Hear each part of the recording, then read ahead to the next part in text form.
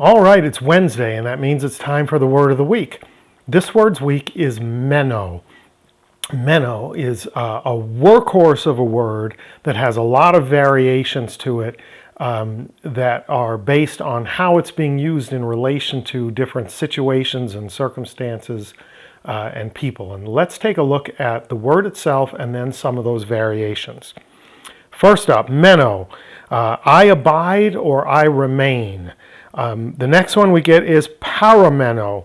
Parameno means to remain in place. So para means alongside, right? So if you were to remain alongside, you're remaining next to something, next to a place. You are staying somewhere.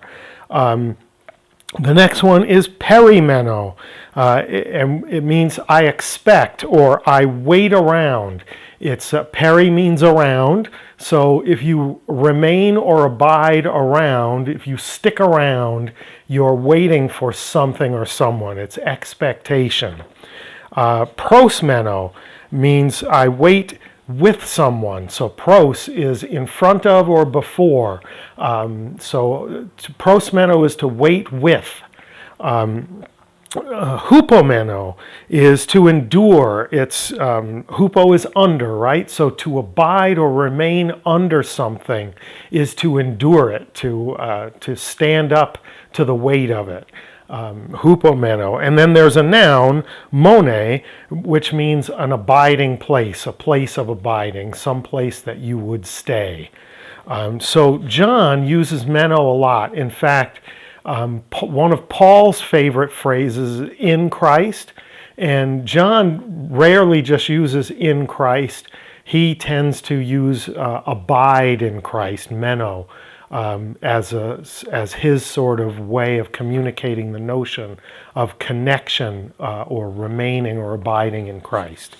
So meno can be used to explain the unchanging nature of the relationship between God and Christ, between Christ and believers, between believers and the Word, between believers and the church. It's a word that is rich in talking about connection and sticking around, sticking to it. And probably the most famous of all illustrations of the word abide and its use is in John 15.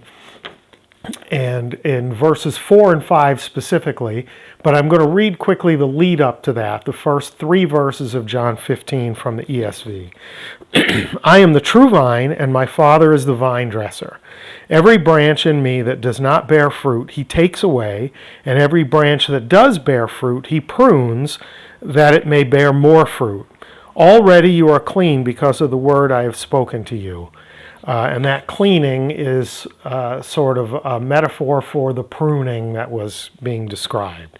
So here he introduces an analogy of a vine and a branch and from the vineyard.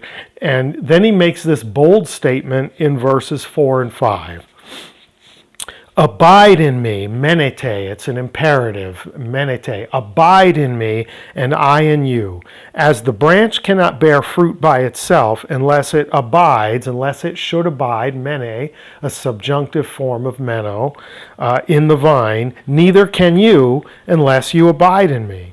I am the vine, you are the branches. Whoever abides in me, homenon, participle, the one who abides in me and I in him, he it is that bears much fruit. For apart from me, chorus, apart, separate from me, you can do nothing.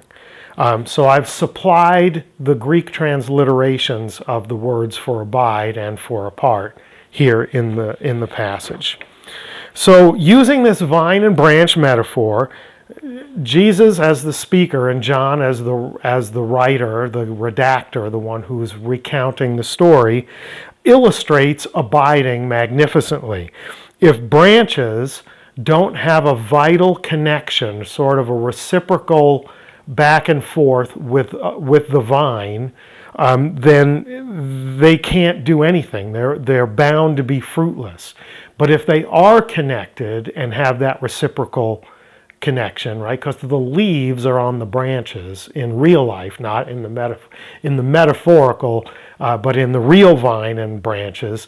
The vine receives nourishment from the leaves, photosynthesis that are on the branches that are connected to the vine.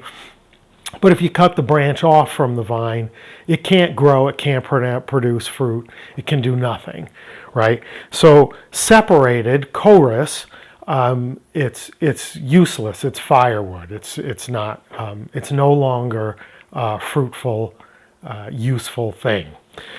So there's more of this to be seen in John chapter 15, verses 6 through 11, but I'm going to leave that for you to go and read and look at the significance of this magnificent little workhorse of a word, meno, and take careful note of all the times that as Jesus tells the story, or as Jesus makes the statements and John tells the story, you see the word abide or remain pop up in your translation. So meno, fabulous little word, tells us an awful lot about connection, sticking around, expectation, waiting with someone, waiting for someone, and enduring under something. Meno, Wednesday word of the week. See you next time. Until then, Charis Kai Reina Humin. Grace and peace to you.